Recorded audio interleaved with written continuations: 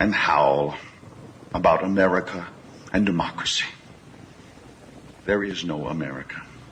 There is no democracy. We no longer live in a world of nations and ideologies. The world is a college of corporations, inexorably determined by the immutable bylaws of business. The world is a business. And I have chosen you to preach this evangel. For all my free market healthcare robbing, stock stealing, retirement fund fucking with niggas. Fuck you little credit card scamming, jewelry stealing, crack selling, liquor store robbing motherfuckers. Shout to the homies, Carnegie, OG, Willie Randolph Hearst, Baruch, Rockefeller, the real Rockefeller, my main bitch Leona, pour out a little Louis XIII, Scott Rothstein, Jack Abramoff, hold your head, my Rothschild niggas, let's get this money. I spend my day pepping America overseas, pension for the workers, nigga please, embezzlement, etiquette, private settlement, I'm better with Confederate rhetoric from my mansion in Connecticut, foreclose of it, close out the tenement, I twist words like a speech impediment, I hope you got good credit bitch, if not better get a new job with benefits, while I play golf with niggas to get cheddar with, new money buys brand new carrots, my old money bunch of great grandparents, you got grills in your mouth, I ain't mad at ya, I own every gold mine in South Africa. Thanks, baby, you made me $1 billion. Plus, I own a building for each one of my children's children. And we are live. Welcome to Voice of Rebellion Radio. This is your host, Chris J. And tonight we are talking about Russia, Ukraine, and Syria, and the similarities in these two proxy wars. We have one proxy war where the Syrian rebels, who are backed by the United States, are funding the Syrian government backed by Russia, and in Ukraine we have the East Ukrainian rebels fighting against the fascist regime in Kiev, backed by the United States, and the East Ukrainian rebels are backed by Russia.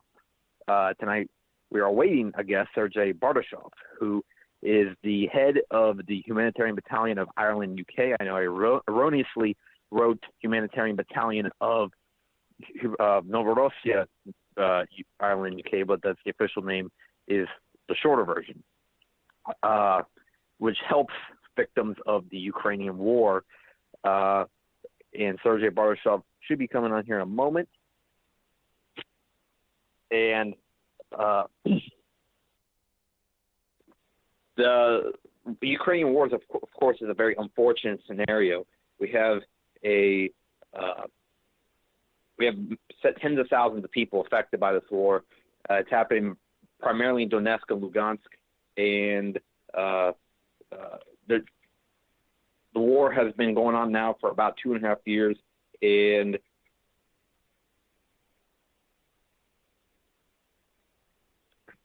with those 2.5 years, we've had a lot of interference from the United States.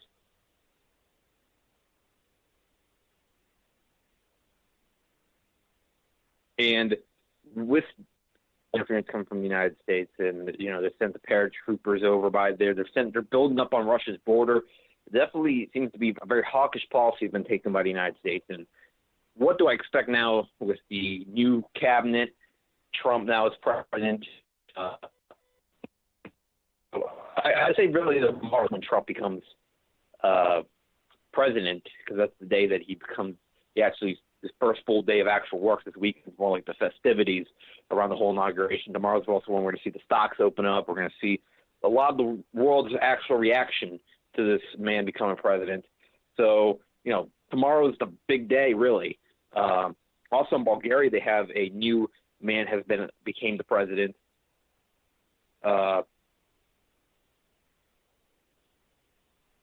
Which is Radev, who apparently I think he's taken a more Russia stance, right?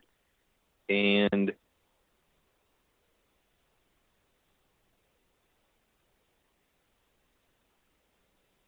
the Radev and Trump coming in at the same time, some people think this is potentially a mark of a change of the relationship between the West and Russia. But I'm skeptical, of course, as Trump just belongs to the same establishment that's made a very hawkish policy towards Russia. I believe that Trump is probably going to I think Trump's just going to fall when Mad Dog Mattis and all the other people in his cabinet and some of the neocons that are around him. I don't think that we see much of a difference between the policies of Obama and Mr. Trump. I think Mr. Trump should be. I think Mr. Trump's. A lot of people wish that he could actually have a different policy, but they wouldn't let him. And it goes the same with some of the other stuff that he talked about.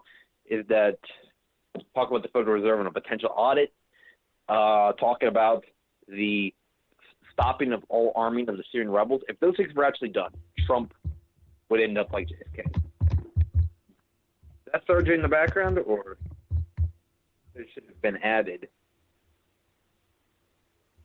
Sergey sent me. Is that you, Sergey? Hello. Yes, hello. I hear you. Sergey? We hear you.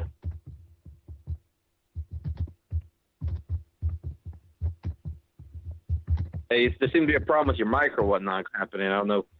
I don't know why you wouldn't be able to hear me.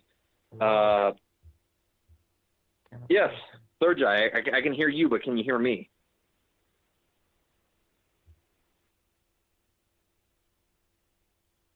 Sergey, can you hear me? Apparently we had him. It looks like we lost him. I don't know what's going on exactly, but we'll have that work out here. I don't know, maybe fix your mic or whatnot, or you can't hear me on my end. I don't think that's any problem coming from my transmission. So I believe I'm good. I don't know what's causing me not to be able to hear. Seems like some innocent fuckery stuff. We've had first sale food stuff here for us to go on regular. And we didn't even say it. Now it's been a while since started on the show. And, it's kind of sad to see a lot of Americans go it's just something right thinking that finally this thing's going to save them. And I've seen this before. I'm only 18 years old. It's Obama. And the same anti-establishment element. But people thought that he was anti-establishment, but he was not. And you see what he did to continue the policies of Bush. I mean, Reagan had this. Nixon had this to a little bit of an extent. And it's nothing new. That the people still have right thinking the political establishment has been beat. Remember, people were so happy when they saw, Hillary got beat the first time by Obama. And then Obama ended up doing the same establishment policy. And then Hillary got beat by Trump. And Trump's going to do more of the same establishment policies. We'll see.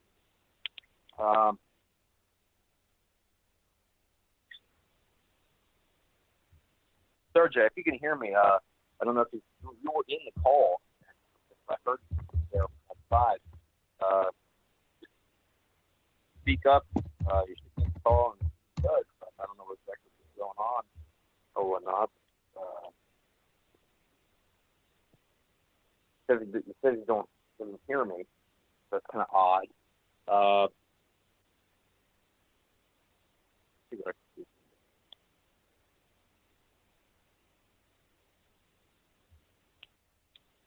And to everyone that's listening at home right now, I want everybody to look at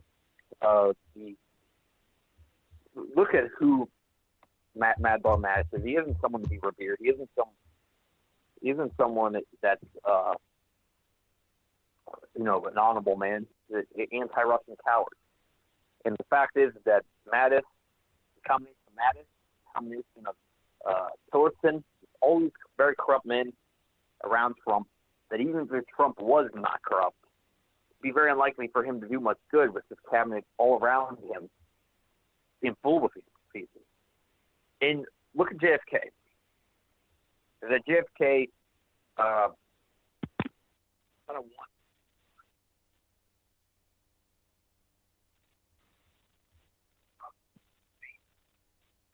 And there was kind of a little bit of back. Or with JFK, not JFK. Because people thought that he won in a not so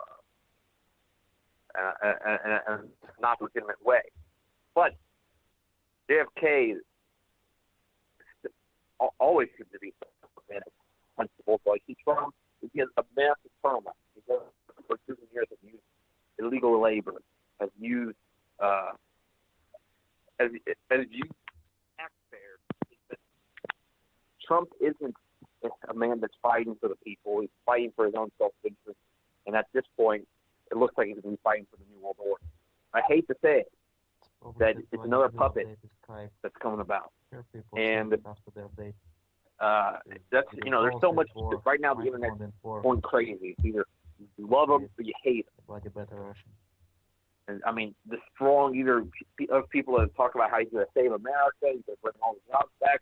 And on the other side, you got people in dismay talking about how this is America's destruction, how this is going to be this is a fascist dictator taking charge of the country. When they don't realize that the fascist system has already arrived, we are in a fascist. All that means is a merger of corporate and state power. And I think that we've reached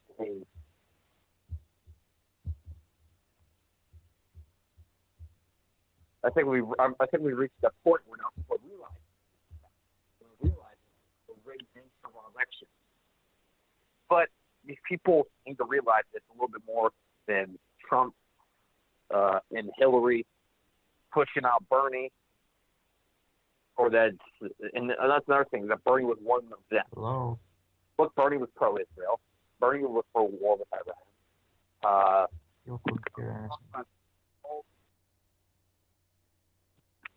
He called, he said he supported the paganization of North Korea, which I know sounds like just like a no-brainer for us. Of course, it's Tommy Dixon.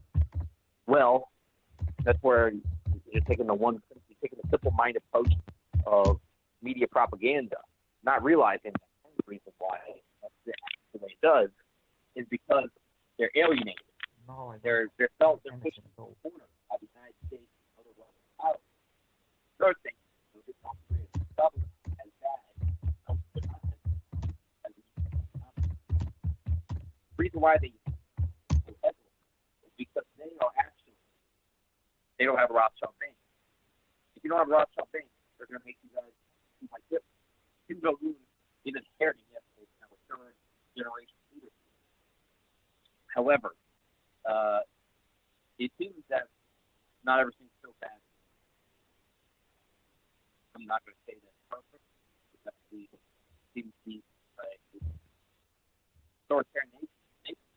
However, their government is more of a scientific culture rather than the ideology. North Korea is from a predecessor of the Korean Empire. Korean Empire was a atomic system and had a strong man rule. And what it does is more like descendants of Japanese American. The Japanese actually had kind of like their die in power back when they had some people of the president. That's why with the Japanese. Kim Il-sung thought with the Koreans. So that's a one thing about that little people don't talk about. The one that the United States support was actually the guys that would be activists, the guys that fought against were actually the guys that were from the Allied power. I don't know if Sergei came back into the media. But Sergei, are you back in? Hello, Sergei.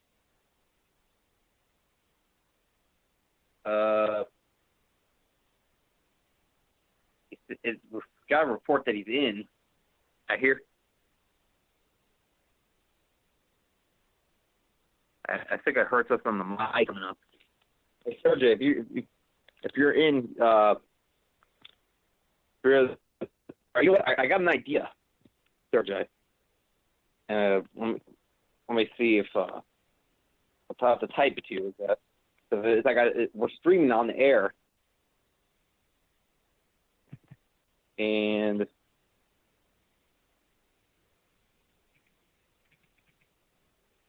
I know what to do. It's a common sense solution.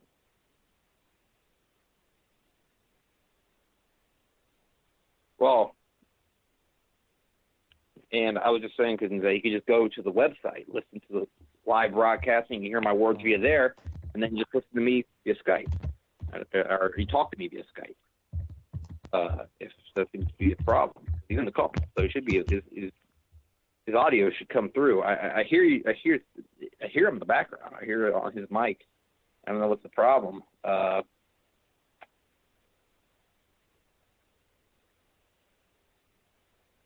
Hey, Sergey, can you hear me now?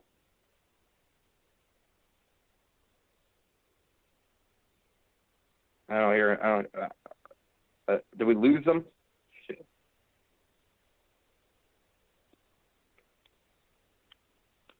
It says he's here. Yeah, there's a delay though. Well, we'll just have to sort of adjust that. Try to improvise a little bit. I think there's an important man to have on the air. As he's doing he's taking an active part in helping the people in Ukraine. And a lot of people here on the internet like to talk, but he's actually taking action. And hey, Sergey, do you hear me now? I'm sure there's a little bit of delay, so it'll probably take a few seconds before you hear me. You hear me?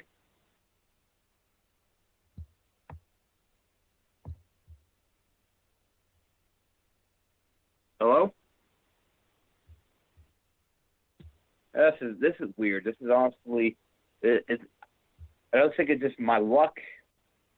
I'm starting to almost think that all our technology seems to fail us at times. I mean, the technology is just in general to us people. It seems to fail us at times, but it's failed me when it comes to this radio show. Talk about. I'll be trying to connect somebody on Skype. Skype doesn't allow it. I don't know. Or if I'm talking, all of a sudden, today's the day that, I don't know, power goes out somewhere. I don't know if it's luck. I don't know if it's some type of fuckery. And at the end of the day, they have, I think they definitely do work to censor the people on the air. I wouldn't think that they would be, I don't know if they're targeting specifically, different specific shows, or just like a wide sweeping net. But going also into this Trump administration, you have to wonder what's going to happen with the NSA. This is one of the things that marks the Obama legacy. And if he's trying to erase himself from the Obama legacy, then why wouldn't he just not do the NSA, or not do the NSA? But he seems to be a big fan of the NSA. He seems to be a big fan of the police state shit.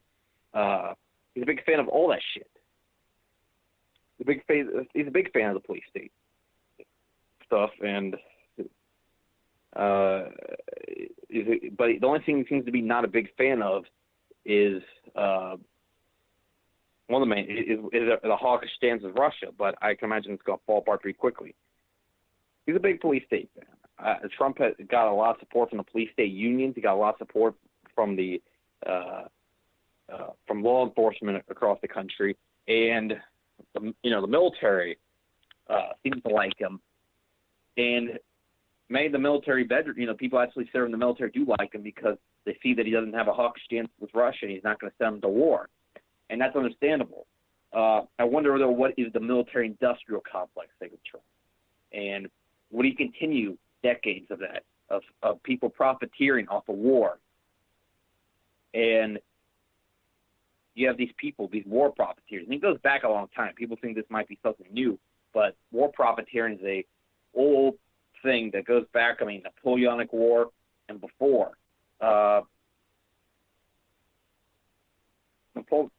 Napoleonic War, it said the Rothschilds financed both sides of the war, and then they ended up, when Britain was winning the war, they went to Britain, told them they were losing the war, and then they bought the stocks very low, and they ended up taking control of Britain, which I think they would already had control of Britain, considering that Britain was was under control before, and the Rothschilds could control before. But it seems like maybe there was a way they were able to make a quick buck.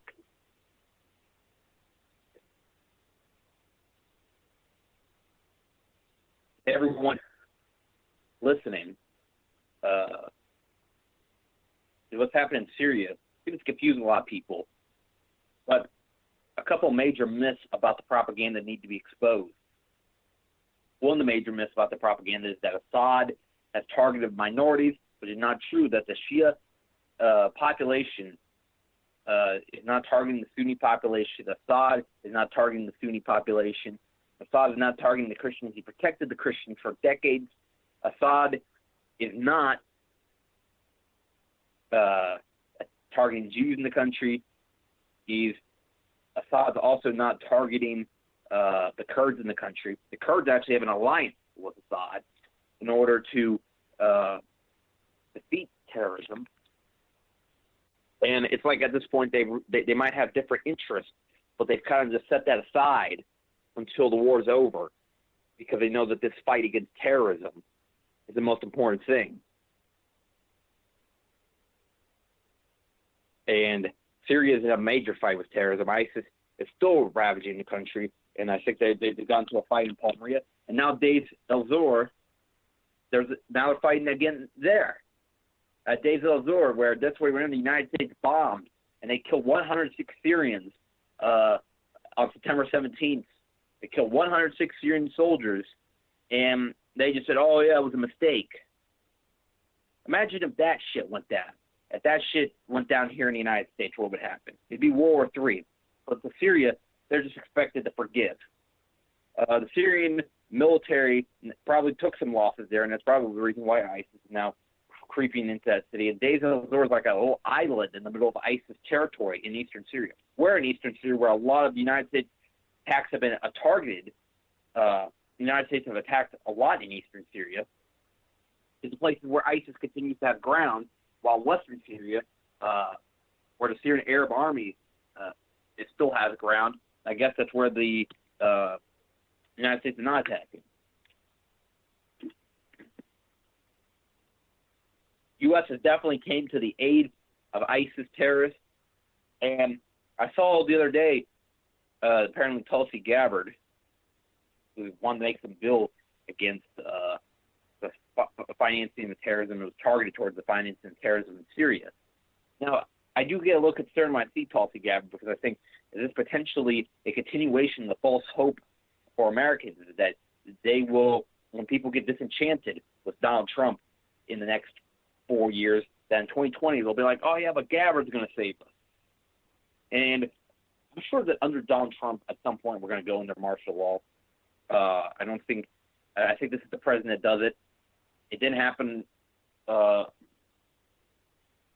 It didn't happen the last 8 years. It didn't happen with Bush, but Bush built the blocks to the police state. Obama continued things in the same direction. And now Trump, he can pull the switch. And if Trump pulls the switch on this, it's over for, when it comes to the whole idea that America is a country about democracy and we're about freedom. If our government decides that the military can take over and the military will start policing the streets, and martial law is not a fun thing. I'm going to ask a lot of South America about that. I think that this is probably the year it happens. A lot of indication says so. Our heightening tensions with Russia says so. And that Trump, this man took a very strong stance against Iran. Trump is going to probably start a war with Iran and Syria. And once the war in Syria and Iran happens, martial law is going to happen. I thought I heard something there in the background. I don't know what's going on.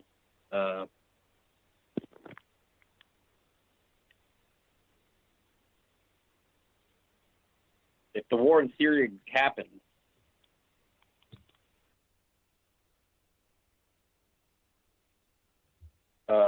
it will lead to a war with Iran, and possibly a regional war.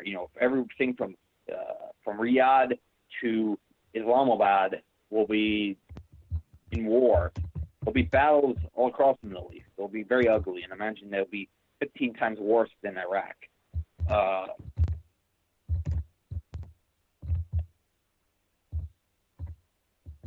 Syria is the doorway, and I think that Russia doesn't even have to get involved, and it would be World War III. The battles would be so bad. Iran is a massive military, and they should not be messed with.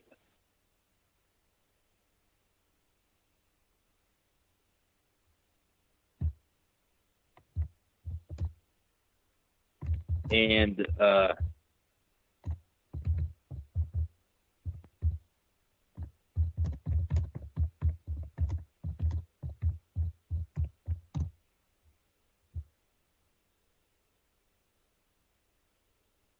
that's weird. I mean, apparently I got a report that there's some demo being played over the show or whatnot, which I'm talking on the air. I don't see why that should be happening. I mean, there was no problems. That's what Sergey told me. I don't know if he's gotten some different feed or whatnot. It's kind of weird. Again, why would they be playing it? Some demo. Let me see what's going on. Yeah, well, anyways, Trump is taking a different stance on here, and he wants to apparently, he talks about how he wants to end the aid to the Syrian rebels.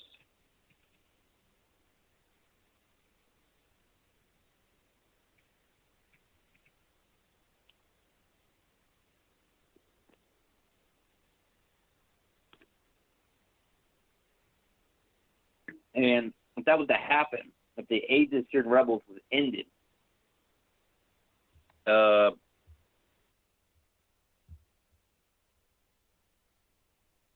like it would be a massive step, and I don't, it'd be a great thing. If the aid to the Syrian rebels was ended. However, I don't think it's going to happen. That's one of the things they could assassinate him for. And if he was to be assassinated, Mike Pence would come in. Mike Pence, who is just like Dick Cheney, would have absolutely no problem with continuing the policy in Syria. But I don't think Trump's going to have any problem continuing the policy in Syria. I think that a lot of it was just talk. And again, that major target, Iran, he has the same stance as the establishment. When it comes to Venezuela, he has the same stance as the establishment. North Korea, he has the same stance as the establishment. The two interesting things is Russia and Syria, is that where he doesn't have, at least what he proclaims, the same stance as the establishment. Where Russia, he claims that he wants to improve the relationship with Putin, and in Syria, he claims that he wants to stop arming the Syrian rebels, which, again, it'd be a big applause he would give to that if he was to stop aiding the Syrian rebels. And also another thing is he says he's going to audit the Federal Reserve, which is not nearly enough what needs to be done. It should be ended, and the people behind the Federal Reserve should be put on trial and thrown away, life in prison, throw the fucking key away. But auditing the Fed is definitely a start, and if he is like the Fed, I would imagine that there's going to be some backlash. Again, I don't think that's going to happen, but it'd be very interesting if it was to happen.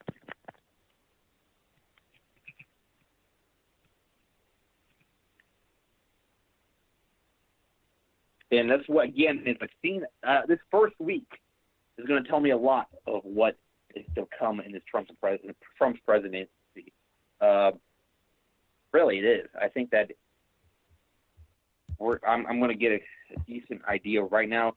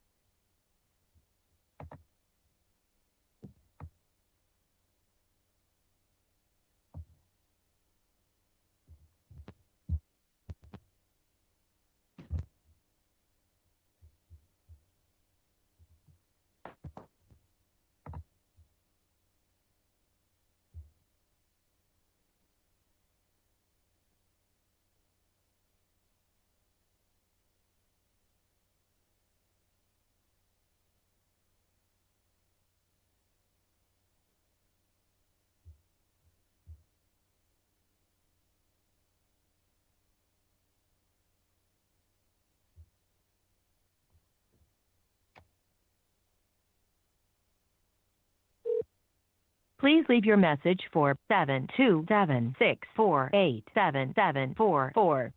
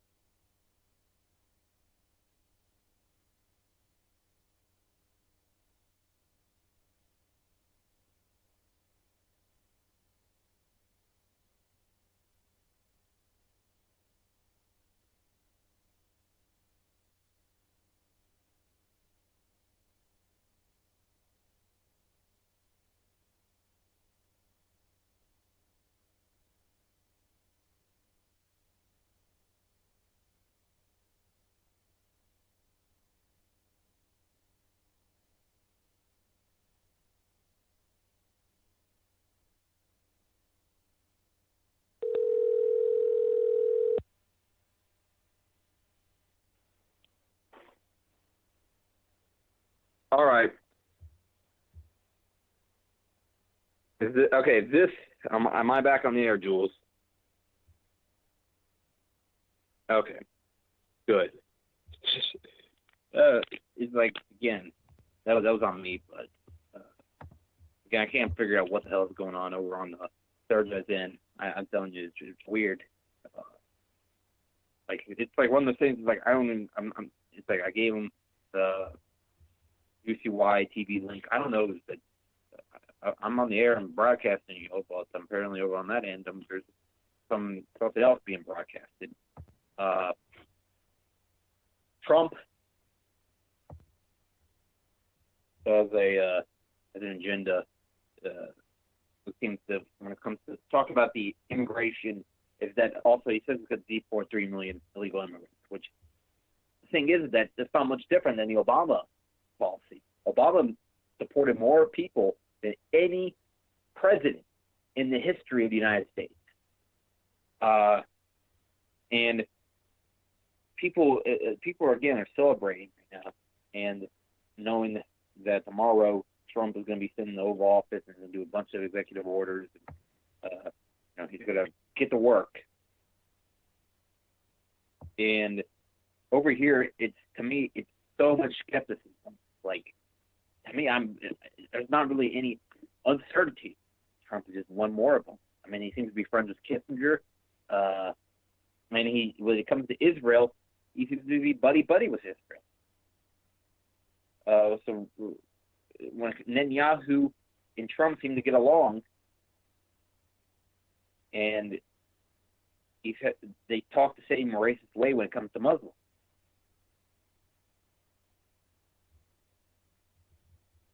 The last real candidate that opposed the system was Ron Paul. Ron Paul, he was just like blacked out by the media. They didn't even give him a chance.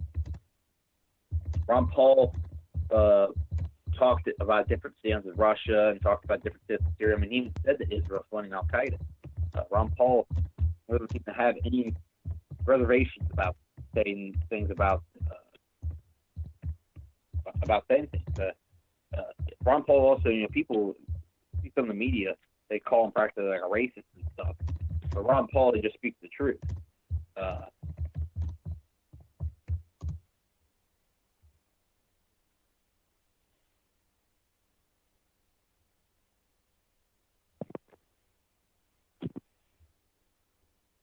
And yeah, we can actually hear you type it in this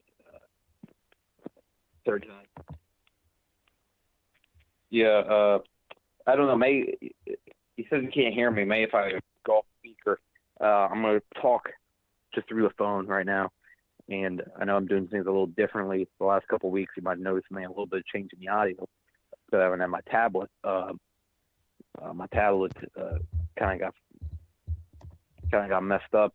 I don't know. I dropped it a little bit ago, and these things are so fucking weak. I don't know. So I'm just going off the phones, I guess, for now. Sergei, can you hear me now? You said you were able to hear me earlier, and we can hear you typing. So, hey, you there?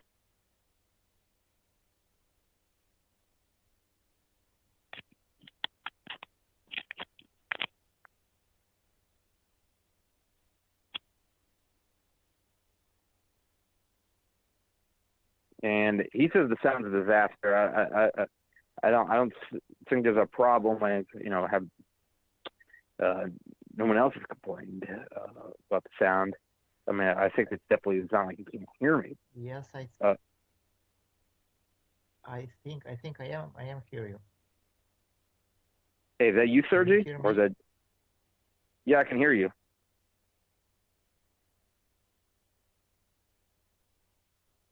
Hey, is that you? I had you there for. I had you there for a second.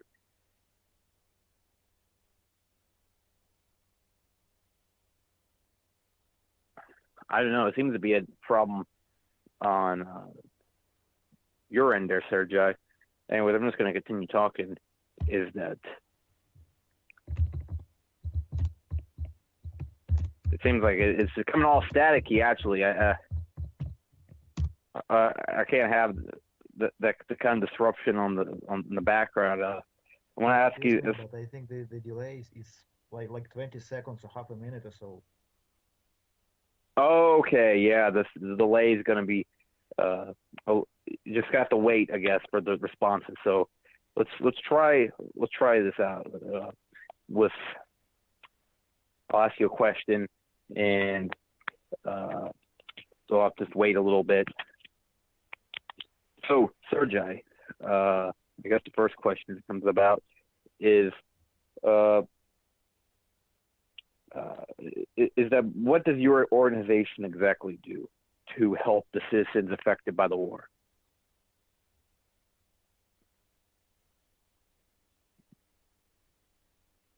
It's 10 seconds delay. Maybe 20. I don't know how bad the delay is. I mean, if the delay is too much, we'll just have to reconsider just doing it at a different time. Has it gotten over to you yet?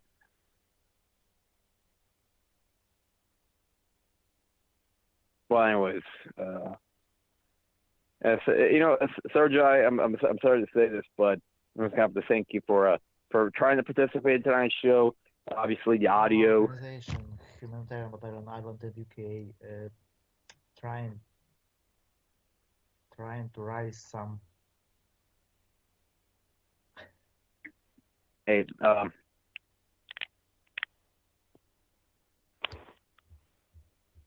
yeah, the delay is like 20 seconds. It is pretty rough, and it's gonna be kind of hard to effectively do a show tonight.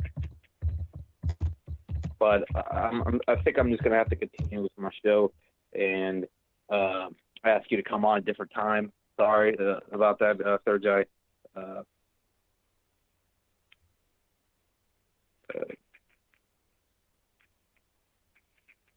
Anyways, to the viewers, we apologize for the technical difficulties tonight, but it doesn't mean we can't have a good show here. We're gonna still talk about the upcoming Trump presidency a lot, because that seems to be the pending topic. I think that Trump is again more of the same. That's pretty much what I've been saying.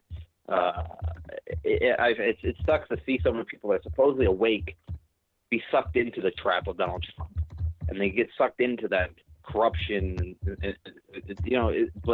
he doesn't talk the same way as the establishment politicians, he gets the respect of a lot of people. Maybe because he changed up his rhetoric and he doesn't use the political correctness, which I know is what people are so tired of, is the politically correctness.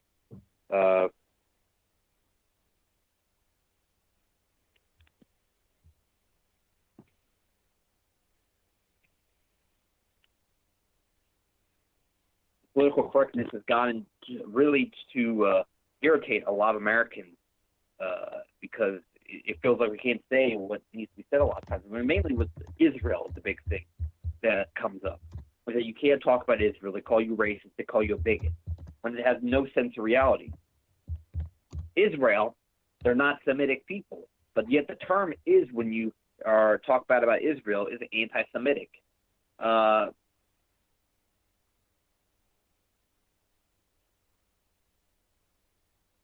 And the thing is that those people are Ashkenazi Jews. Ashkenazi Jews are from Eastern Europe. These people immigrated there in the 1940s, and they converted back around the year 800. The biblical Jews, many of them became Muslim. So that's a lot of the people that live in Palestine are descendants of the biblical Jews. The anti-Semitic regime is Israel. Israel, as well, has also killed many Palestinians. In their war in 2014, they slaughtered 80% of the people that were killed were civilians. Only 20% were combatants, and the combatants term is skewed because who is actually defined as a combatant. Another thing that should be noted is that Israel spends more money than any other lobby in order to fucking influence our politicians. They have the biggest lobby in the United States. Donald Trump spoke at AIPAC, and that's where he gave his very pro-Israel speech. It seems that all politicians have some kind of obligation to speak at AIPAC. Another thing about Israel that should be noted is that they have an illegal nuclear weapons program. They're not part of any treaty, and they developed it illegally in the 1960s. Even though that JFK tried to stop them, they successfully built the illegal nuclear weapons program that the Israelis have. They're one of the two nuclear weapons programs in the Middle East, the other one being Pakistan, that also got their nukes from the United States. LBJ pretty much just let Israel develop their nuclear weapon program, and the United States later gave nuclear weapons to Pakistan when they had a fascist regime. And the third one that supposedly exists or is going to be existing soon as Iran. But they've been saying that they've had nuclear weapons, or they're going to have nuclear weapons in 6 months for 30 years. This is not an exaggeration. This is not hyperbole. I mispronounced that, but this is not true. That Iran is close to building a nuclear weapons program, and also another thing: who they have to deal with. Would it really be to their blame that they built a nuclear weapons program? Russia built a nuclear weapons program in the 50s, and they've never used their nuclear weapons. No other country uses nuclear weapons besides the United States, and Israel might be the only country with people crazy enough to support it in their government. I think in the United States too. Actually, that's a lie. There's a lot of governments where the people are crazy enough to support it, but also a lot of the population would be because they're so brainwashed by the Zionist propaganda. Is what the culture of Israel is sick. It's around a race-based fascist ideology that has no root in Judaism, and a lot of Jews around the world are not even Zionists. But Zionists, you don't have to be Jewish to be Zionist. As you see, people like Obama, Biden, the King of Saudi Arabia, these people are Zionists, and political Zionism is a global problem. And people will start saying that you are a Nazi when you speak this way. But the Nazis, they had the transfer agreement with Israel. They worked hand in hand together. Nazism and Zionism are not so different. I'm not a Nazi. I'm certainly not a fucking Zionist. And Nazism, they look what's going on in Ukraine. In West Ukraine, the Nazis have taken over.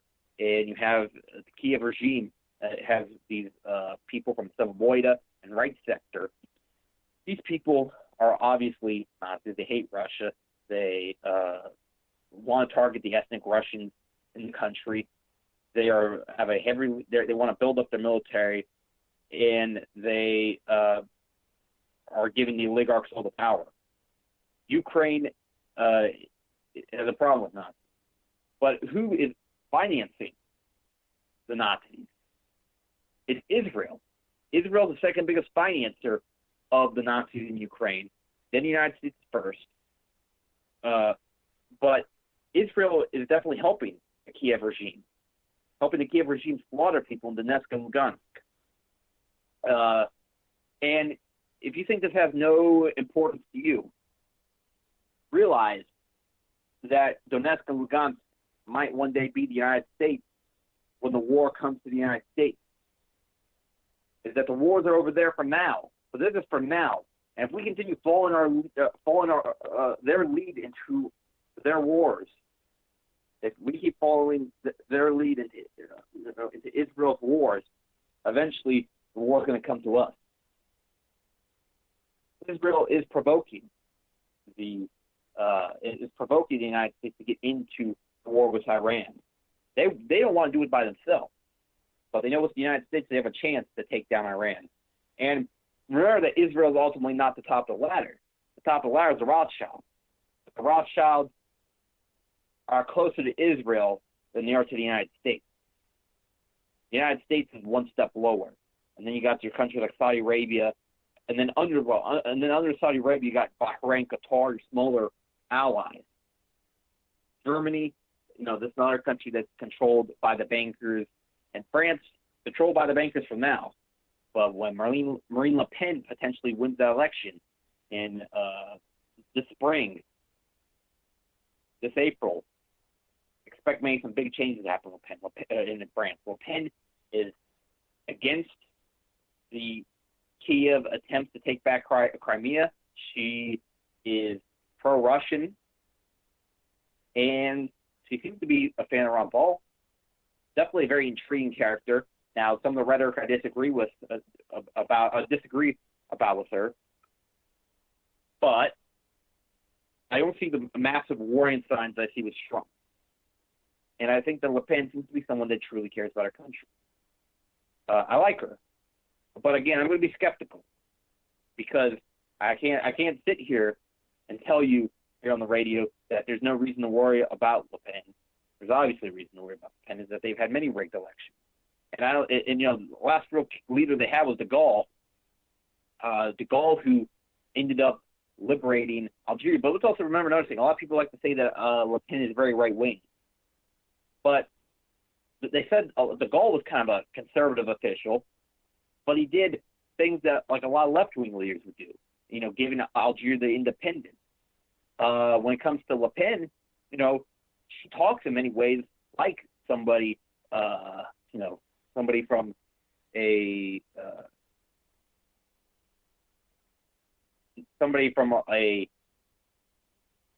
Gaddafiist, Titoist background would almost talk like, Le Pen seems to, when it comes to her attitude on the poor,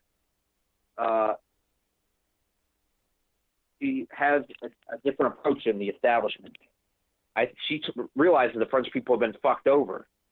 And I think that Le Pen might also, I can imagine that's going to tear apart the UK-French relationship, because the UK is still controlled by the establishment, Theresa May, who's just another Tory, and you have people like Boris Johnson, who's anti-Russia. And now that people are saying, well, Britain is leaving the EU.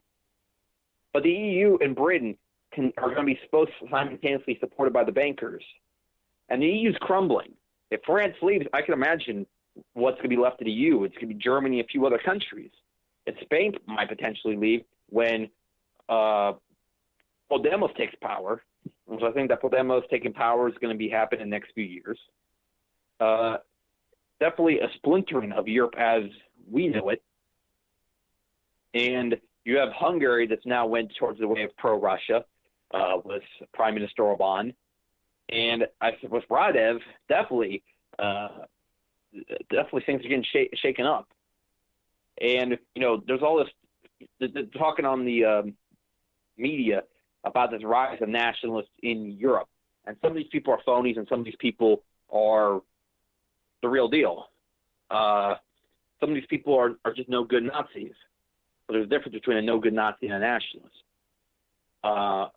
Fascism is the merger of corporate and state power. So how can nationalism and fascism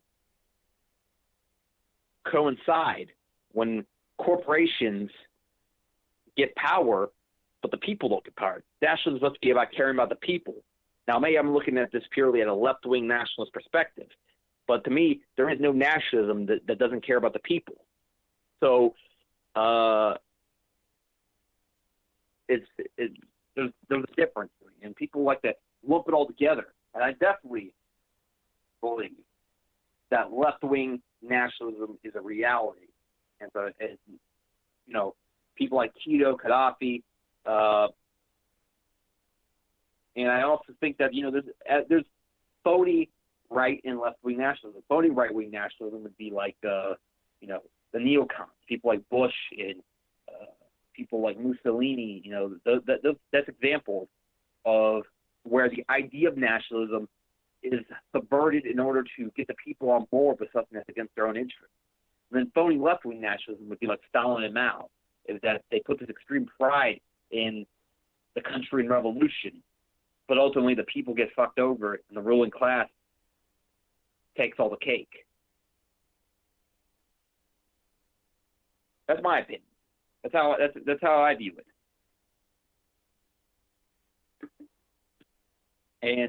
And there's left-wing nationalists like Bashar al-Assad, that's been able to unite his country, a country that's quite different.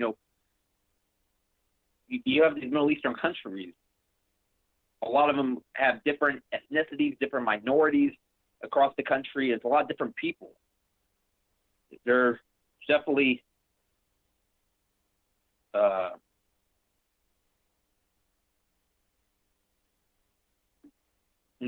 diverse countries. And Assad was able to unite that country. And I think that Assad, he's fighting so hard to keep that country together during this terrible war that the United States and the policymakers are attacking Syria, and they're telling you that it's a dictatorship. They're telling you that it's a country where the people's rights are being oppressed. But look at fucking Saudi Arabia. Saudi Arabia, that's a country where people's rights are oppressed. That's a country with an actual dictator. But the United States supports them. If you want to look at one of the real reasons that the Syrian war is going on, look at the pipeline. Is that you have the Syrian, Iraq, Iran pipeline that goes to Europe, and then you have the Israel-Qatar pipeline that goes to Europe. See, Syria is where that pipeline is going to run through. These countries, and they want the interest is about that, and it goes back to Baghdad, the Berlin pipeline. The pipeline happened to go through Serbia, which is the country where the war started. We're back with World War I. And the Syria pipeline is going to be one of the main catalysts to World War III. World War III, I'm not trying to scare people, but I'm just putting the reality out there so you can make an informed decision. I don't want people to be screaming when the shit goes down and be like, oh, no one told me about this. I didn't expect this. See, it's better to know and prepare than to not know and not prepare. And a lot of this young generation just don't want to believe it. They don't want to believe that a lot of our lives, of our times in our youth, is going to be affected by war, be affected by economic crisis. But it is. And to not believe that is to live in la-la land. Because you look at all the economists, they're telling you that the economy is going to crash. You look at these all the signs over there in Syria, and it's telling you war is going to happen. You got all of the experts saying it, how this is so dangerous, this policy that our government's taking in order to do war in Syria. That's going to lead to war with Iran and also the Russians, potentially. But I don't think it's going to happen. The Russians have restraint, and they're not going to start this horrible, ugly war over Syria. I know they don't want Syria to be lost, but I think Russia will just have to have faith in Iran instead of getting themselves involved. They've gotten themselves slightly in this war, but it's with small numbers. Russia does not want a world war.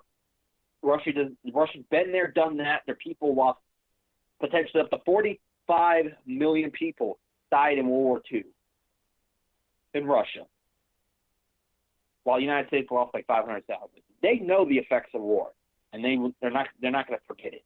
They lost 45 million potentially out of 290 million people.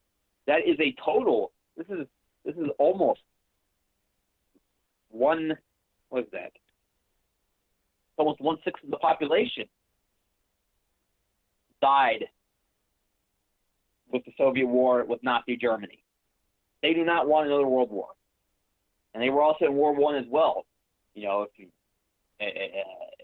forgot that, they were actually with the United States side there when they fought the German Empire and the Ottoman Empire and the Austro-Hungarian Empire.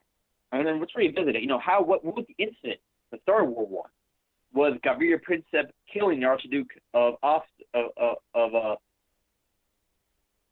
Archduke of Austria? That incident led to the war happening. And it's to think that how a little incident like Dave Eldor could lead to a world war. And it ultimately set up the July crisis, which led to the war. And, you know, Serbia pretty much wouldn't refuse to take some of the, the ultimatum. There was an ultimatum put out about what Serbia needs to do by Austria-Hungary. It was scary. The Dave Eldor incident really, in a lot of ways, echoed the assassination of the Archduke of Austria. And I really hope that we don't see a world war, but it seems like it's going to happen. And to all people wondering what can we do to try to stop it, is that we got to spread the information. We got to tell people how fucking evil these rebels are, what these rebels and the terrorists of Syria are doing, and they're doing with our tax dollars, these fucking jihadists. And also, the same thing in Ukraine with these fucking fascists being financed by the United States government are doing to the people of East Ukraine. And also, you can help out people of East Ukraine by you can donate to the Humanitarian Battalion of Ireland, UK. You can see a little bit of what they do. Look it up on Facebook. You can see a little bit of what they do. There's my man Bardashov. He is he runs that organization. You know, just to do a little piece in helping the people of Ukraine. Spread the information. I got the guy that I talked to from RT. He passed out these flyers about Never Have the Truth about the war in Syria. And I'll probably be passing out the flyers at some point. You know, to do a little bit more action besides what I do here online and what I do on the radio is made this is just one more step. You know, to do a little bit more. You know, you always just try to find ways to do a little thing here, a little thing there. You know, we can't try to save the world by ourselves, but we do our piece in helping try to save the world. Anyways, in Venezuela, I saw that already Tillerson was talking shit. Tillerson was already talking shit about Venezuela, and he's not even which Tillerson is the former CEO of ExxonMobil. So what a fucking surprise that the guy that runs the oil company is going to be against Venezuela, because Venezuela has nationalization of their oil. So if they have nationalization of the oil, where's the profit for the oil companies? Oh wait, there's none, because they give their oil profit to the people via social programs. And people are probably saying, well, they're fucking starving right now. What are you talking about, Chris J? Well, a lot of that's being overblown by the media. And also right now, Venezuela is getting a new vice president, and this guy's an Arab. So I imagine it's going to piss off the Zionists. Venezuela is taking a strong stance against the Zionists. I don't get why some people in the truth community don't like Venezuela. Maduro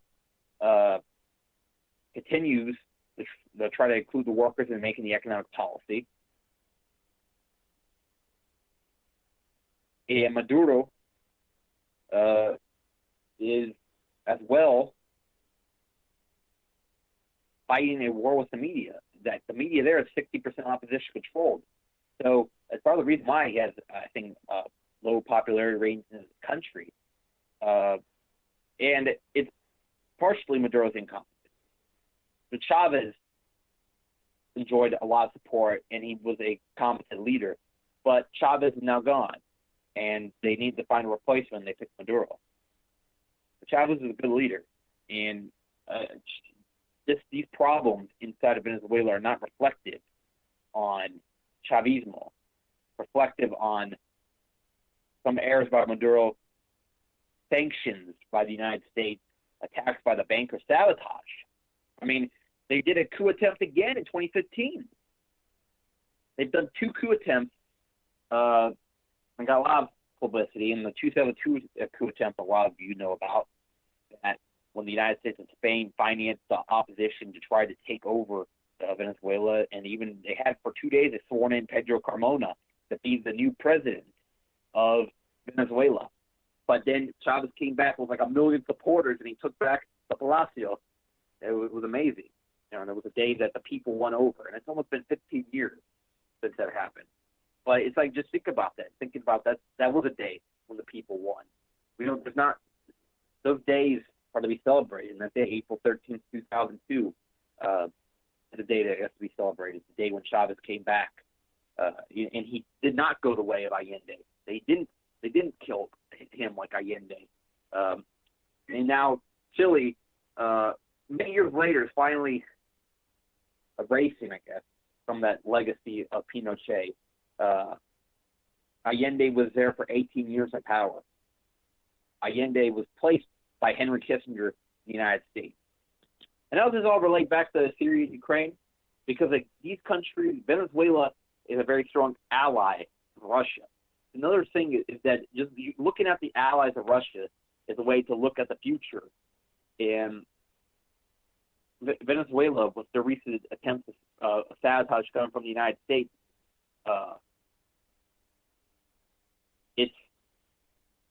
it shows how hard they are to they're trying to take down the government of Maduro. And I don't think that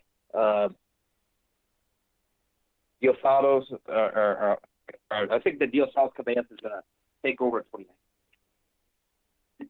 I think that Diosdado Cabellos, the man that was favored for a long time to be the successor of Chavez. And it's not like I believe in successors, that they should be able to handpick their next leader. But I'm saying that he was supposed to be the one that's going to run the next election. But it ended up going to Maduro, the new vice president. It had only been there. Maduro had been there, I think, like 85 days before he became the president. And Chavez died on March 5th, 2013. And Maduro took over. He won the election in April 2013. He's been running the country since. Now, there's a lot of talk that Maduro might be recalled and they'll put in as vice president, which a lot of people say that he picked the vice president so the right wing wouldn't recall him because he's, a person that probably they don't like. I mean, a lot of these people are Zionists. He's an Arab. The new vice president of Venezuela, which there's actually quite a few Arabs that live in Venezuela, but no one's made all the way to be vice president of Venezuela, which I think is a big step and a big middle finger to the Zionists. You got an indigenous leader running Bolivia. You got a Arab now the vice president of Venezuela. I mean, and Ecuador is going to be interesting.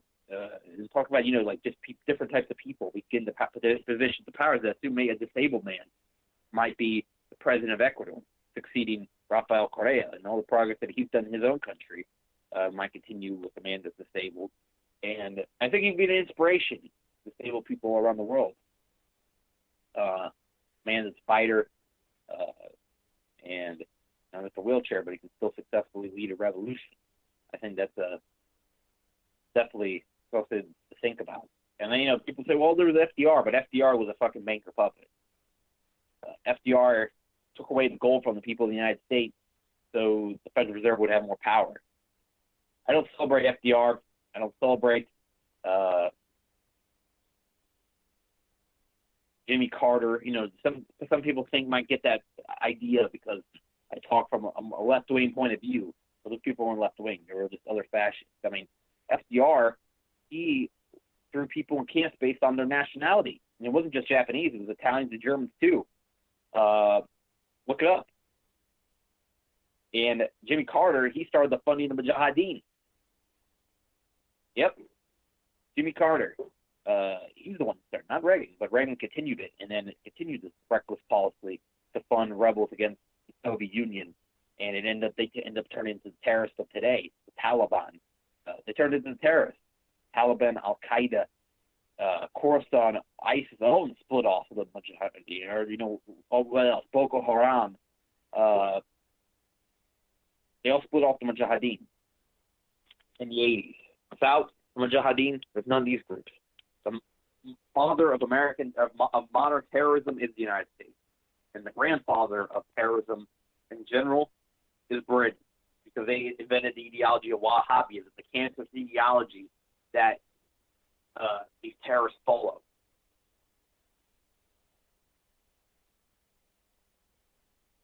And before Britain, there wasn't really the terrorism as we know it today. As I said, modern terrorism. Wahhabism was a movement that they started in order to destabilize the Muslim world.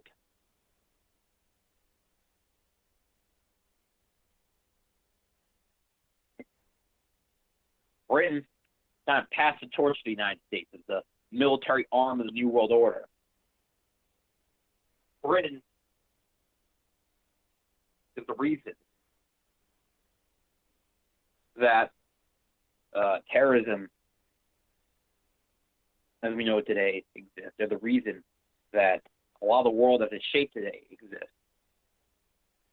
Britain is the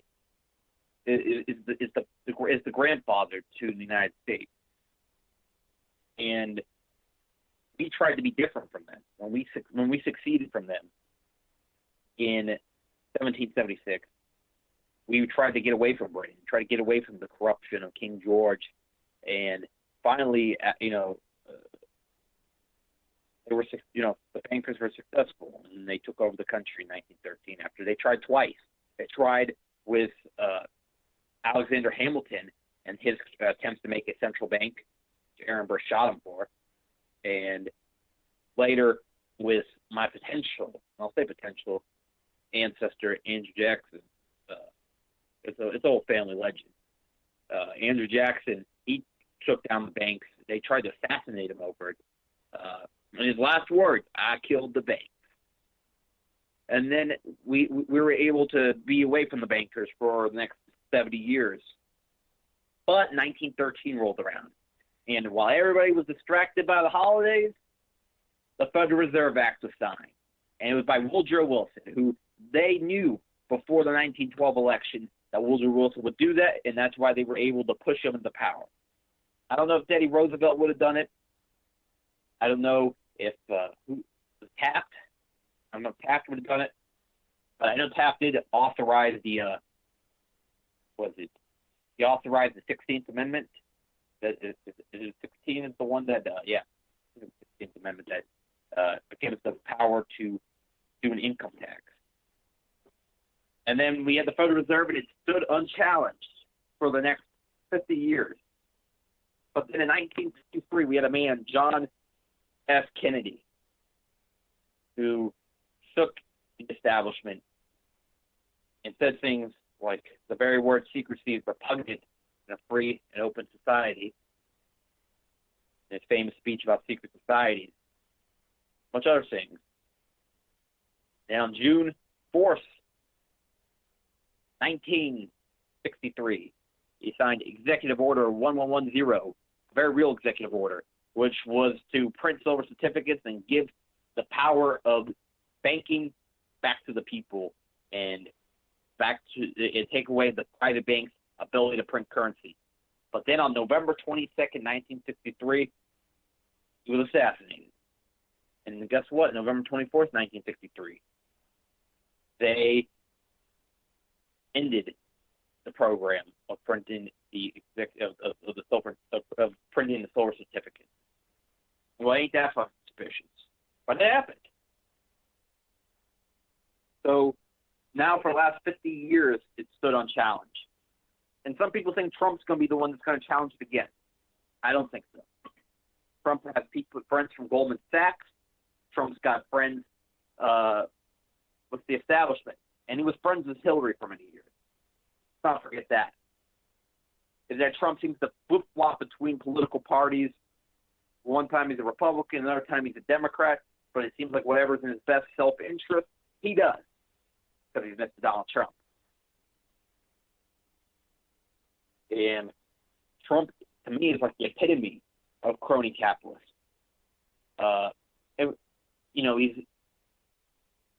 But again, is that with his rhetoric seems to be different than what the establishment talks about. And I think it's just rhetoric. So, can we all hope that Trump proves us wrong and actually acts? I don't think he's going to act. Trump is going to initiate the war in Iran. I don't know what's going to happen with the Iran deal. If he's just going to tear it up. I mean, I know he kind of differed from Ted Cruz on that he said he could revise it. Cruz just wanted to tear it up. But we'll see. Cuba, I know after Trump's election, they went on high guard. I think that I'm scared of what's going to happen to Cuba and Venezuela. I expect that he could take one of those countries as a trophy, and I'll explain what I mean by that. Is that he could invade one of those countries and take out Castro or take out Maduro, and in the end,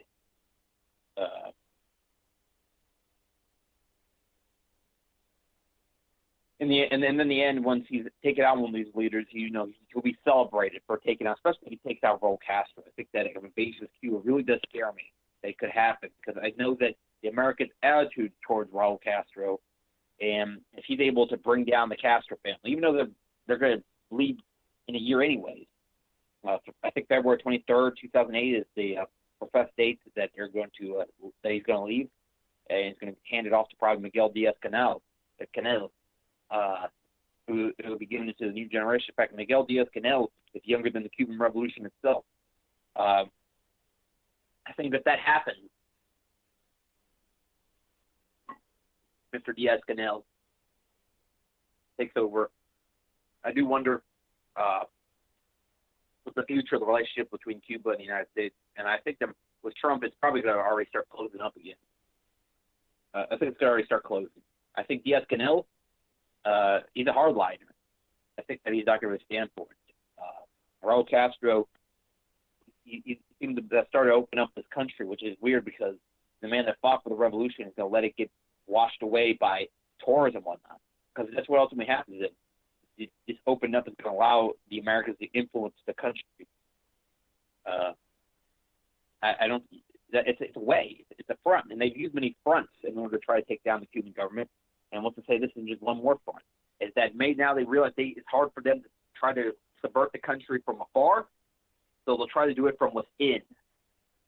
And one of the things that might be more potentially dangerous than a bomb, but the United States has is an embassy that the United States has. An embassy a lot of times marks sabotage, marks subversion. And that's what that a United States embassy in Havana could turn into. And now we're in 2017. It's almost been 50. It's been over 50. It's almost been 60 years since the revolution happened. 60 years. So Raul Castro, as he's leaving after that long after the Cuban Revolution happened, that you simply have learned a few lessons about what not to do. One of the things not to do is let your enemy sneak in. And I think that might have been a country that you didn't want to have diplomatic relations. You could have diplomatic relations with a bunch of other countries, but maybe not Cuba. And I already see, Vietnam is backing out, and the relationship with Vietnam and the United States is being somewhat of a fallout. So I could see potentially returning to the Cold War enemies of the United States being further vilified, especially the smaller ones. Maybe not Russia so much, but I could see almost an immediate vilification of countries like Vietnam, Cuba, Potentially Libya if it goes back to the Gaddafis, and that's a possibility because the Green Libyans are still fighting. The stuff never sold over there in Libya. So I could definitely see continuation of the a continuation of the vilification of Libya. And Libya, though, the thing was that Libya wasn't quite on the Soviet Union or the United States side during the Cold War. Libya was kind of its own thing. Gaddafi rejected both systems. I could see definitely Cuba being heavily vilified, and also the strong approach towards Latin America might return. And it really never left. Is that the idea of that no left-wing government can exist in Latin America? That's what they did during the 70s, 80s, and 90s, that they did Operation Condor, and they got rid of many dissidents. I could see it happen again, a similar strong stance being taken by the United States, and that they potentially start invading countries like Venezuela, start invading countries like Cuba. I think an invasion of one of those two countries is likely, and I say it's definitely one thing to watch out for. Especially if the Al-Ribe circle gets back into power. And I mean, like the hardcore sect of Al-Ribeism, the Al-Ribeism comes back. The Al-Ribe circle comes back to power as in the most severe party, which is Central Democratico, which is not a center party, not a Democratic Party. It's an oxymoron, you can call it that. The worst thing about this party is that, they're just like unapologetically hawkish and for the big corporations. And if they get into power, I could see Colombia being used to invade Venezuela. They could help to invade Venezuela. Like I was talking about earlier, I said sabotage coming, the sabotage of Venezuela coming from the United States. Did I say that right? Does it make it sound like that Venezuela is doing the sabotage? Or, well, Venezuela, you get the point, is that Venezuela is being attacked by sabotage coming from the United States. And they've done many things, like attack like power centers and stuff like that. They've tried to sabotage it via this website. It's called Dollar Today. And people say, well, it's just some guy that works at Home Depot that does it. But the guy was involved with the coup in 2002. He's probably a fucking CIA guy, dummy. So the media, of course, they know. They're not dummies. They are just deceivers.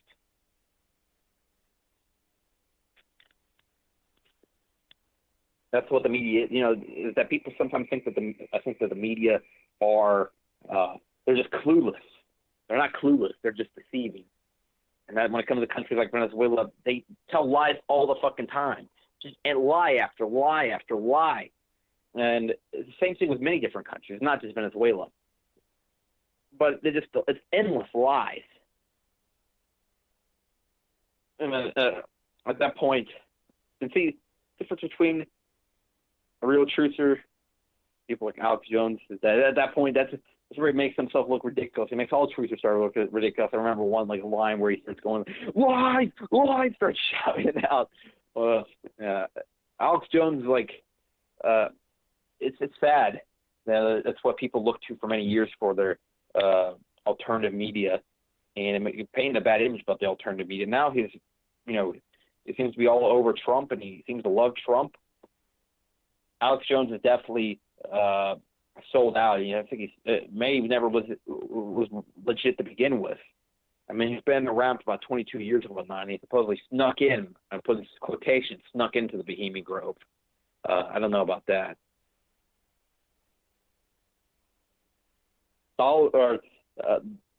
The Bolivar right now is apparently going for a lesser rate, compared to the dollar, but it's on the black market.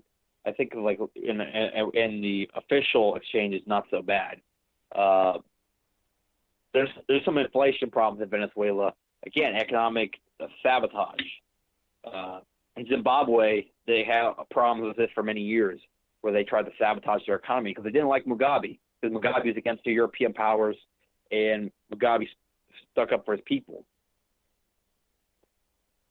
Mugabe is now pretty old, and I wonder how much longer he'll be around. I hope for a while. Mugabe, I see a man that fights for his people. I see a man that stood on the side of Gaddafi. He's a true African leader. And there's not too many in Africa. They seem to be controlled by neo-colonial pieces of shit. Like what they had in many years in the Congo. They had that guy Seko, who just did the bidding of the United States. And I know Africa has been targeted by so many attempts by the CIA. But imagine if they actually got together and Gaddafi's dream was realized. If all of Africa became on one side, and they had the African Union, it would be the most powerful entity on the planet, because Africa is the biggest continent in the world. In fact, the maps, they misrepresent Africa. Africa could have the United States like one corner. Africa is shown on Mercator maps as being smaller, because it was more to show the countries that are wealthy as the big countries. But Africa is it's gigantic. And I can imagine inside there is that you see that almost like a person like Gaddafi wouldn't even be able to be captured in that country, but he didn't really try to escape. He just went back to his hometown. If he really wanted to escape, he could have escaped, but he was trying to, take a last stand. There's a lot of respect to be given to that man, and now it's been over 5 years since his assassination, and Libya's in deep shit because of it. It's warlords. It's like Mad Max Beyond the Thunderdome there. People are being slaughtered by ISIS there. People are being the Coptic Christians in the country are being beheaded on that beach. The same beaches that the European forces to hang out on are now being turned into ISIS execution sites.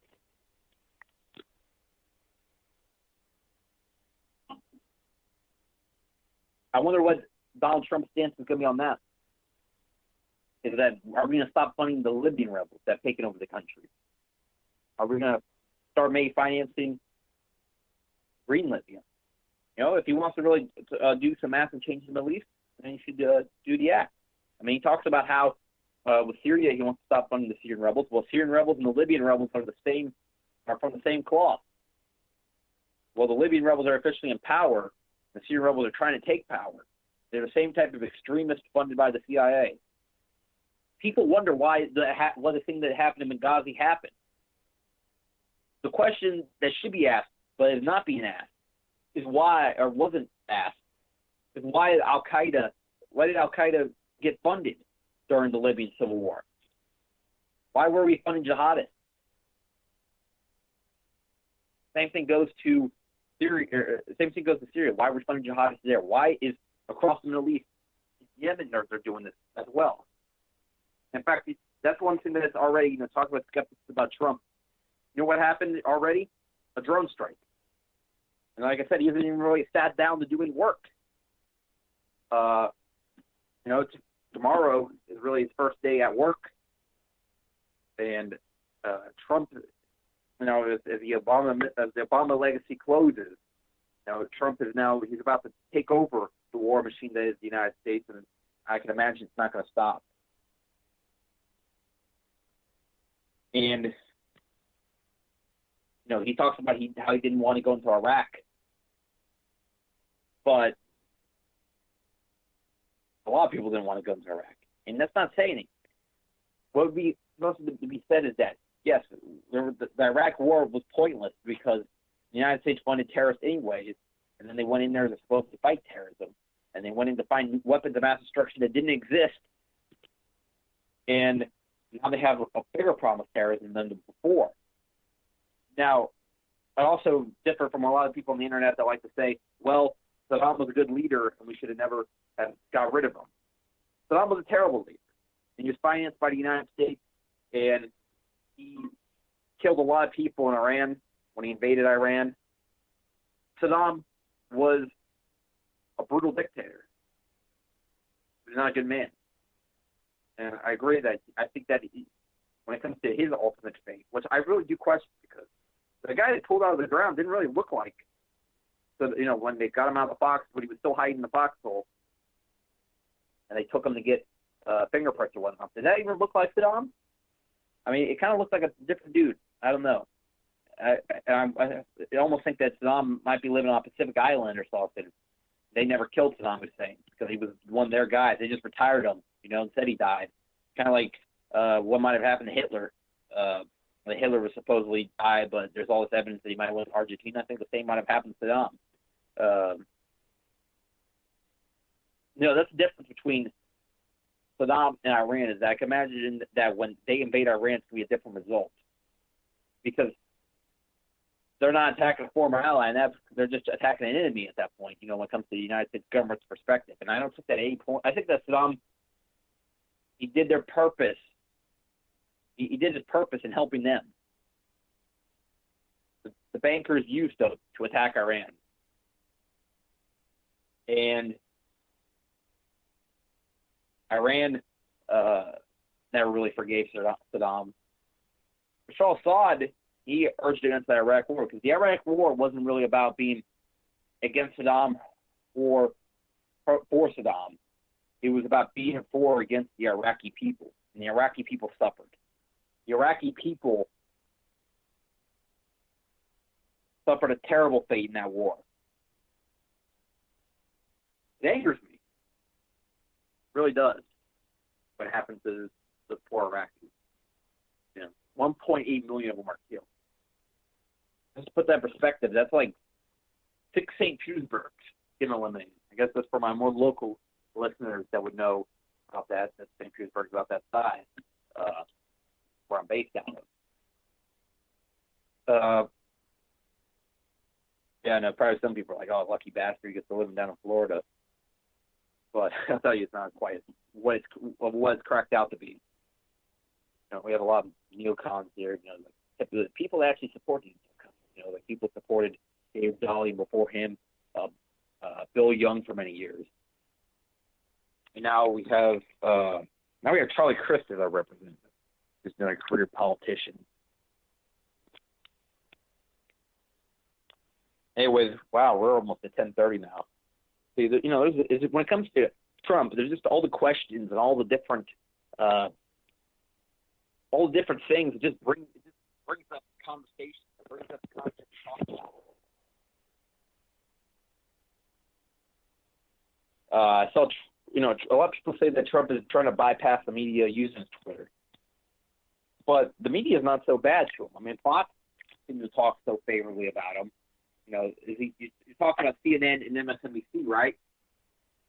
Which those two media sources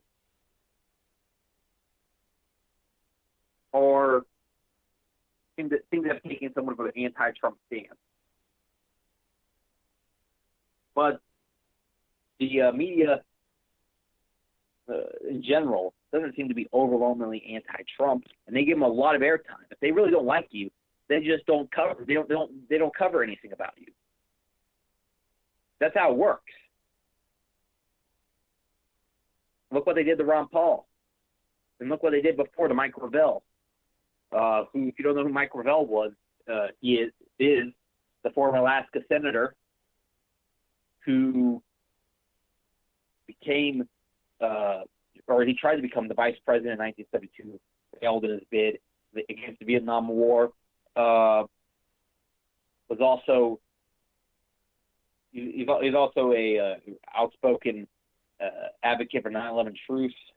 Mike Gravel ran in 2008, older than Bernie Sanders. He would have been by far the oldest candidate to win. He was 78 years old, and there was a lot of support for him. But however, it fell apart, and the media didn't cover him. And it brought about Barack Obama. But even Mike Gravel called out Barack Obama on his bullshit before anybody really did. my people were still saying that, oh, wow, look, the anti-establishment candidate. But Mike Gravel was the true anti-establishment candidate.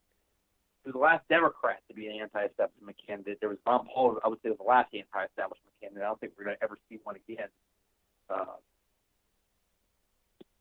Mike Gravel, who he's still alive. I think he's 86 now. He's interesting, but the media, they blacked him out, and those two, Mike Gravel and Ron Paul, are examples of true anti-establishment candidates, not Bernie Sanders and Donald Trump. Now that Donald Trump is the president of the United States, tomorrow is the first day officially at work. Good time to state at this point that he has to really impress me. At this point, I just see him as another puppet. It's not like I'm not going into this presidency like some people say that, oh, wow, he's going to do this and this and this. No. I see as a man that's connected heavily to Israel, and a man that's a billionaire. You don't become a millionaire by coincidence. Billionaires don't earn their way up to that point. It's like you have to be one of them to get up to that. Otherwise, you never get to that point where you have billions of dollars. And Donald Trump, he has, like $3.something billion. I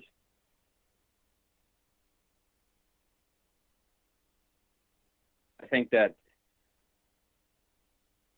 Trump administration is going to disappoint a lot of people, just like the Obama administration did, and I think like the Reagan administration did a lot to a lot of people back in the 80s.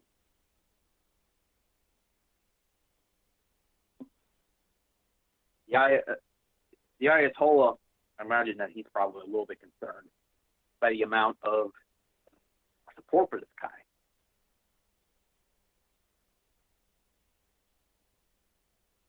Over there in Iran, they know that this man is marks trouble for them, is that he doesn't take a different stance from the establishment, and he seems to take this extremely hawkish anti-Iran stance that I'm sure is going to lead to the. I think it's going to lead to the country facing the United States military, and I'm sure the military probably is going to build up quite a bit in Iran. So they know that this man marks that. And I think that Trump could get people on board with the war. That's the thing scary, that with his rhetoric, he could get people on board with another war. And again, like I don't take a stance of a Democrat versus Republican. I know they're both corrupt parties, and people like to make it seem like they can talk bad about Trump. You must have been pro-Obama. You must have been if you talk about Obama, you must be pro-Trump. I'm pro neither party. I see them both as Wall Street owned, crony capitalist, fascist, piece of shit parties, and I can't support that. I cannot support parties that support drone striking children. And I don't know what Trump's stance really is on, how far the drone program should go, but there apparently was already a drone strike over there in Yemen. And these cowards that would sit behind and do these actions, and I will blame the pilots of the drone strike program, and is that a lot of, I guess, that's something that it's like you sit behind and you there was no danger to yourself. Just go around killing people by flying around those drones and not really asking any questions of who these people are. I give a lot of credit to the people that left the drone. Finally realized the inhumanity of their actions. But to anyone that's even, thinking about going to the United States military, just realize what you're going to be involved in. This is the young people mainly that I address this out to, that there's no reason to go into the United States military. There's no reason to do that. This is,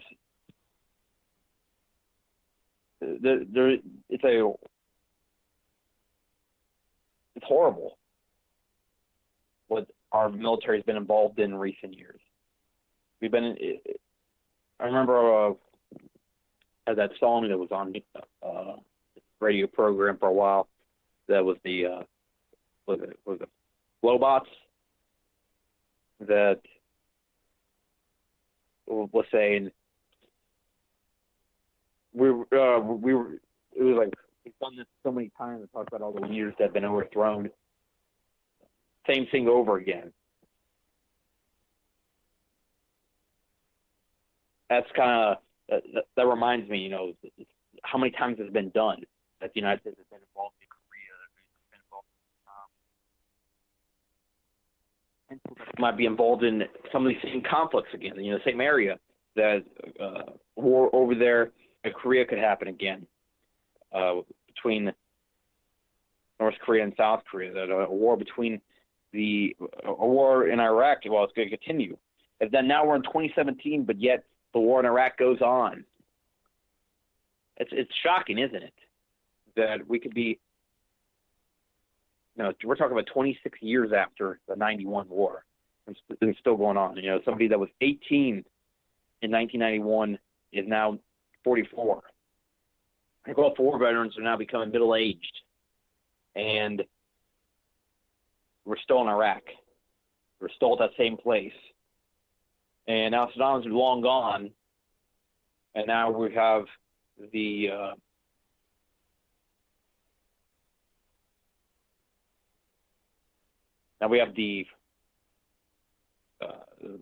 government now in Iraq is now is now anti-American. He's pro arrangement, and also pro Syria to an extent. Somewhat pro-Syria. So now the United States is helping ISIS try to take over the country. A lot of Iraqis believe so, that the United States is aiding ISIS. I mean, they've accidentally dropped supplies to ISIS. This happens that ISIS has American stuff. Things really don't add up. To me, it's obvious. And the way that the foreign policy set up, they're using it to take out Assad. They're using the ISIS to try to take out the Iraqi government. I think that's kind of backfired on them. They installed this government, and they end up not doing their bidding. The United States government wanted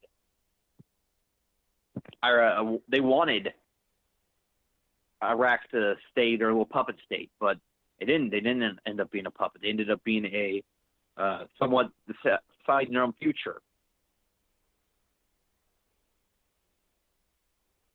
And they want to help the Syrians. They want to help the Iranians.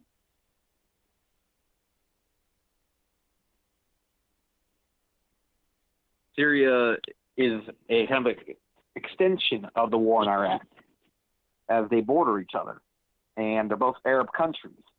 Syria is the last Arab country that have a leader like Assad and still exists. While Yemen is, Yemen's, they have a leader that's independent of the United States, but they're so engulfed in war that they only have a small portion of the country controlled by the Houthis, but it's also the most important portion of the country. Sana'a is controlled by the Houthis, who are a pro-Iranian group, pro-Syrian group, and the Houthis they took over the country in 2015. It's only been 2 years since they took over the country. And the Saudis have been bombing that country since 2015. The Houthis are a Shia group. They're anti-Israel. I say they're an anti-New World Order fighting force. And that's not an exaggeration. They've done a lot in that country to try to push out the elements of the New World Order when it comes to the Saudis and Israel. Saudis and Israel, that's what I would say is the two powers, that are in the Middle East that are doing the most of the New World Order's bidding, and then there's the United States from afar doing a lot of the New World Order's bidding.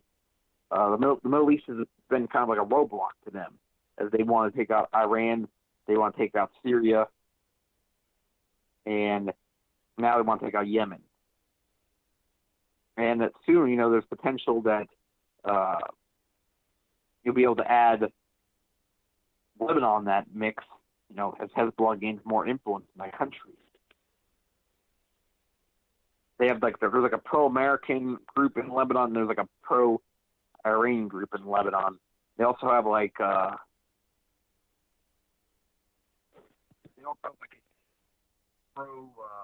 like a pro-Israeli military in Lebanon. They have a lot of influence in southern Lebanon army. You know, remember the Nazis involved in Lebanon back in the 80s. And that didn't end up very well for them. They ended up getting a lot of soldiers killed, and they left.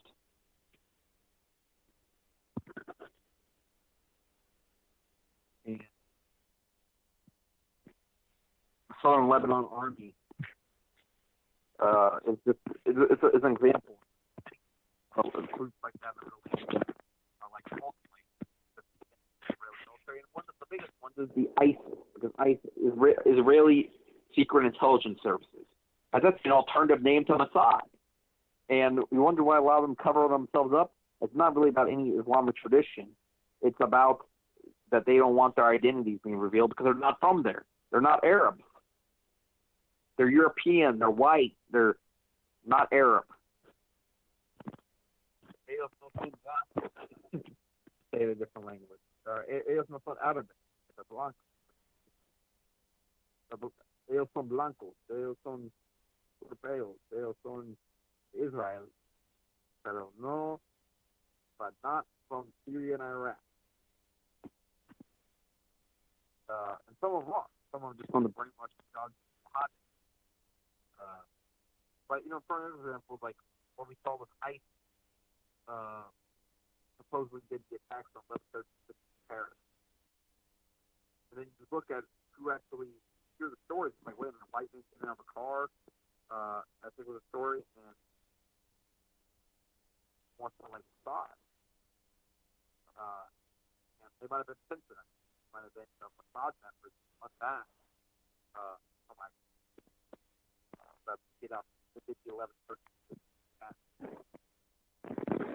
Mossad